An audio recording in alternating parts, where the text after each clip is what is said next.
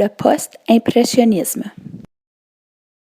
Le post-impressionnisme est un mouvement d'art qui s'est développé principalement entre les années 1886 et 1905. Le post-impressionnisme se rapproche et touche aussi le néo-impressionnisme, le symbolisme, le classicisme et le synthétisme. Le terme post-impressionnisme fait appel à l'œuvre d'un certain nombre d'artistes pionniers. Ils ne forment pas de groupe cohérent et ne partagent pas d'objectifs ou de style commun.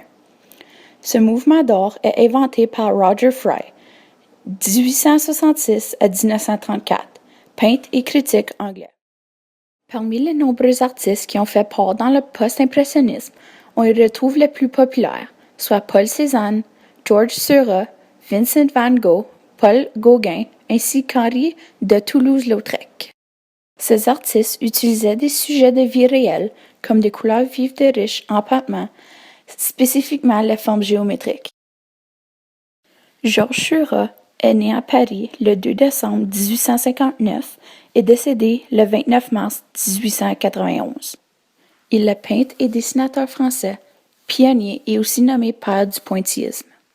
Ses styles préférés sont des figures, portraits, paysages animés, paysages peints à la gouache.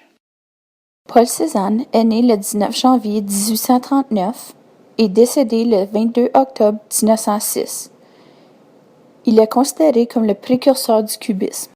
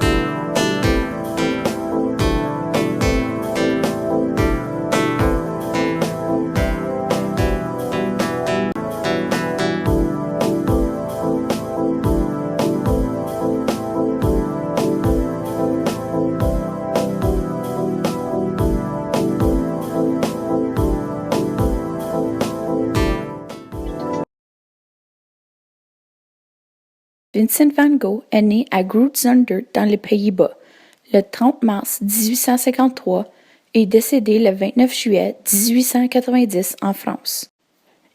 Il admire la volonté de dépasser la représentation de la réalité.